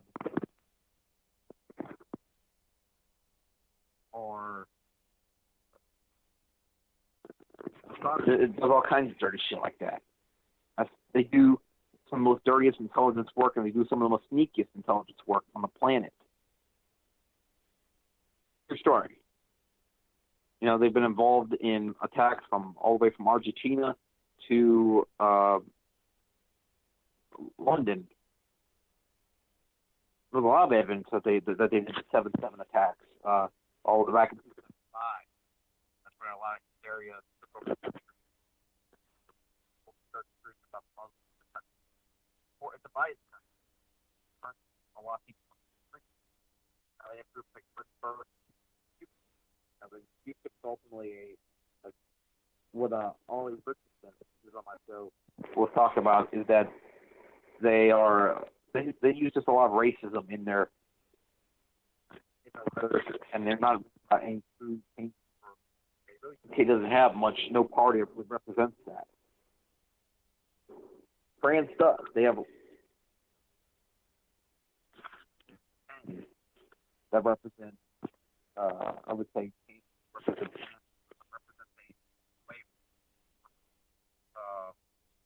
in Germany, you know, they have like what I said, the phony nationalists. They have people like what UKIP is over in Britain. They have, you know, AFD. It's ultimately pro-Israel.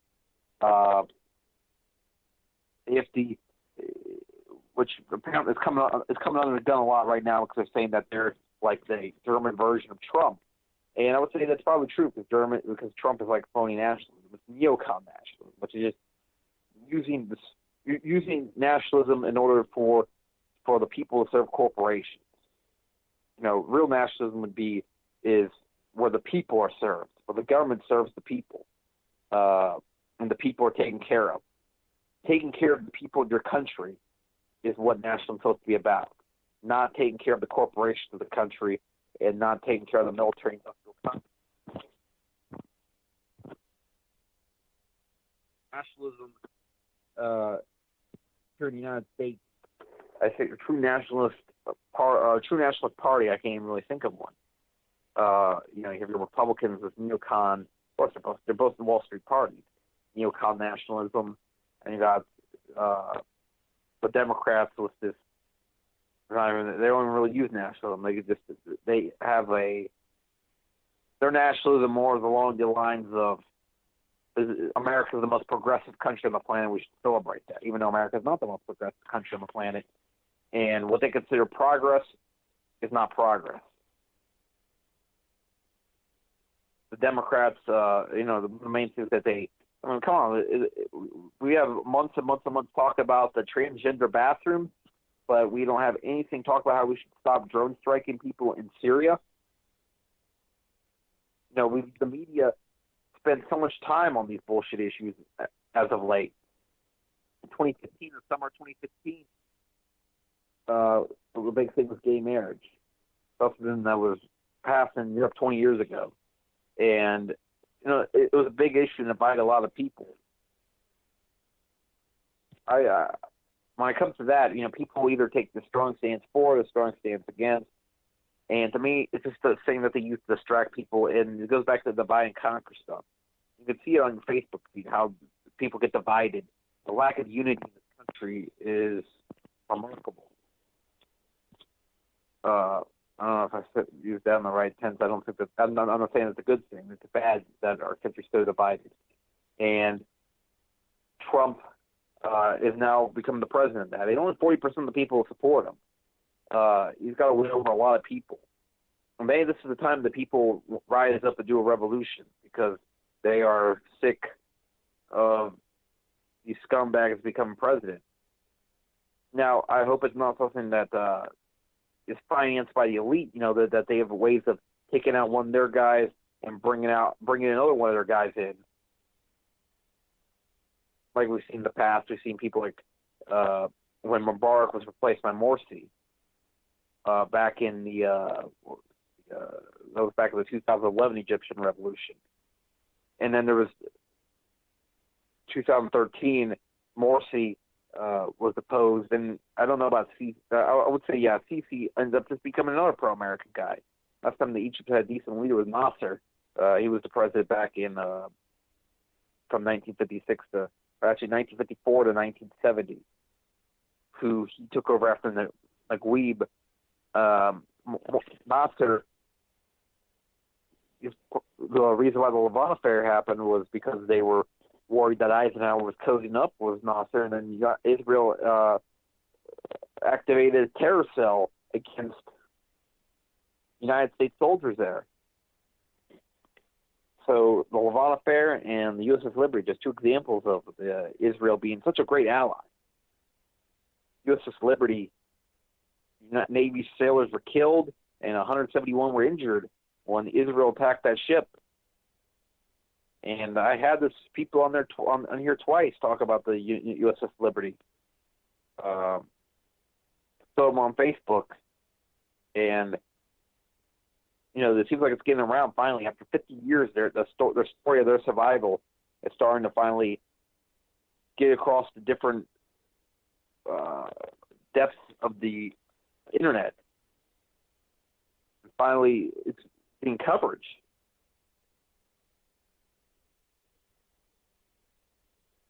Took long enough.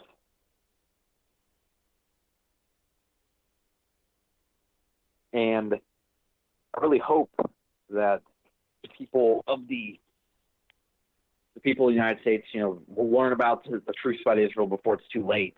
And what I mean by being too late is when we've already gotten ourselves knee deep into the war with Iran. We don't got too much time, and the push to spread the info is more necessary than ever.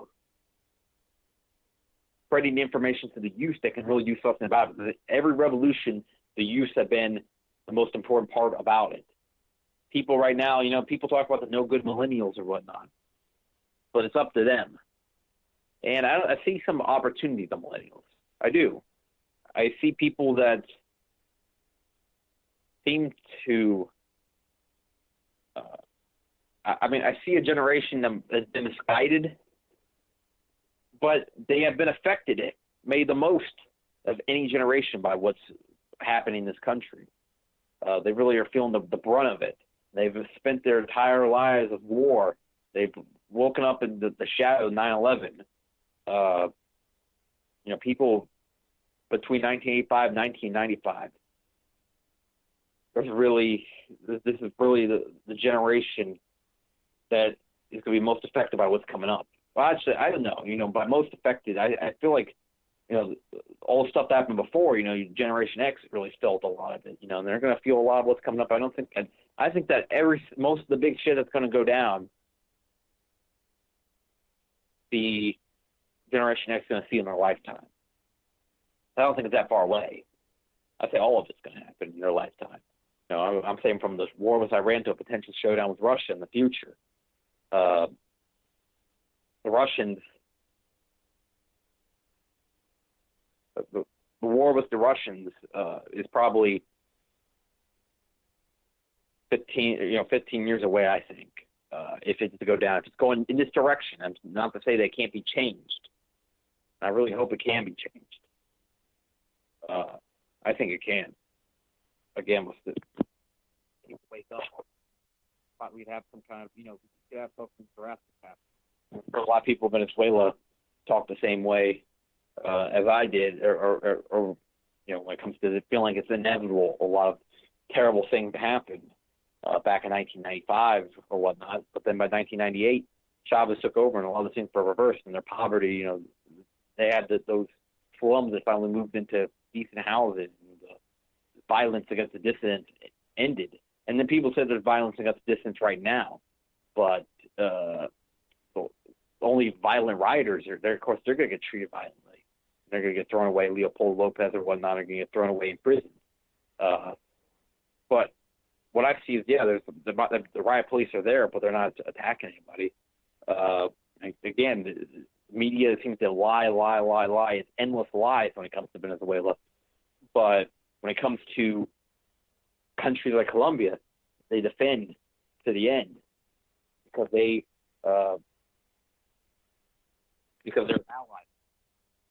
So it ends up being the media. Ultimately, you can see how selective they are when it comes to who they cover and what they cover, what countries. Again, like what the difference between Saudi Arabia and Syria and Ukraine. They talk about what happens in they talk about the East Ukrainians doing all these actions when that's the West Ukrainians doing it. West Ukrainians being Kiev and the East Ukrainians being based out of Donetsk and Lugansk. So they have two different people's republics. People's Republic and Lugansk People's Republic. Those two countries, they're part of Novorossiya, and I think one day they plan on uniting to be one country like they were for a while, but now they're recognized as two separate entities. But then, the thing kind of fell apart a while ago. Lugansk People's Republic and Donetsk People's Republic. And Novorossiya was supposed to be the whole southeastern part of Ukraine, and really Crimea as part of it. But Crimea is now Crimea is part of the Russian Federation. So they're actually that's the part that they always talk about the Russians annexed, with no support. They make it seem like that the Russians just came in there, took it, and didn't ask the Ukrainians how they felt about that. But 96.6% of the people in Crimea voted to become part of Russia. And, I wonder even who the 3.4% were. And it's I bet people personally paid by Soros, that Soros has got a lot of stake in this because Soros hates Russia. Soros wants to see the demise of Russia. He's a anti-Russian billionaire, and he spent a lot of his career antagonizing Russia. He started off antagonizing Russia when he was just a teenager. He helped the Nazis. Yeah, it's true. He was like a collaborator. He was a collaborator inside the Jewish community. He's Jewish himself, but he helped pass deportation notices around as a teenager. And I don't know whether it's an erroneous meme I've seen going around saying that he worked at one of the camps. I think he was too young for that. He would have to be, anyways, he have to be like 90-something years old to have worked in one of the camps. But he was a teenager. But he did have a part in helping the Nazis. I don't know about if he said in an interview that was his best time of his life was working as a Nazi.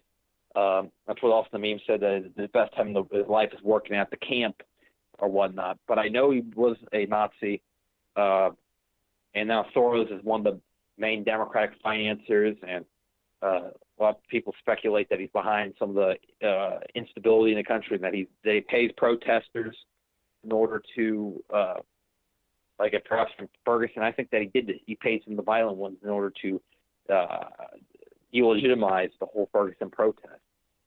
And, you see these opportunists that were there and these people that got brought in. But there's also a lot of legitimate protesters there in Ferguson, Missouri. I hope that with all that's going on right now, that the struggles, remember back at Ferguson and Baltimore, communities outraged that the Portland police state that those won't be forgotten. I hope the Bundys won't be forgotten. It's almost been a year since LaVoy Finicum was killed, and we had one on the Occupy here on this program here, Voice Rebellion Radio, not too long ago.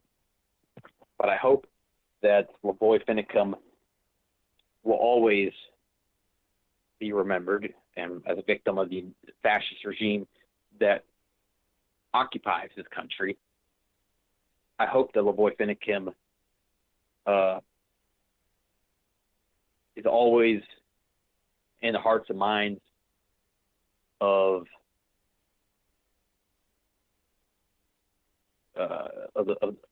not just people here in the United States, but I hope that also around the world. His story, it might have been just one person, but it's like a symbolic thing. It's like people talk about Anne Frank, over Nazi Germany, saying, oh, just one girl, but it's symbolic. And I don't know how. There's apparently stories about how she's been kind of discredited or whatnot. That some of it was kind of made up or whatnot. I don't know. Just before people pounce on me about that, like, oh, it was actually. We found out that it was actually kind of made up, that story. But I'm saying is that I don't know how much of it's true, but definitely symbolic. I hope some LaVoy Finicum will be symbolic of the resistance to the fascist regime that is in D.C.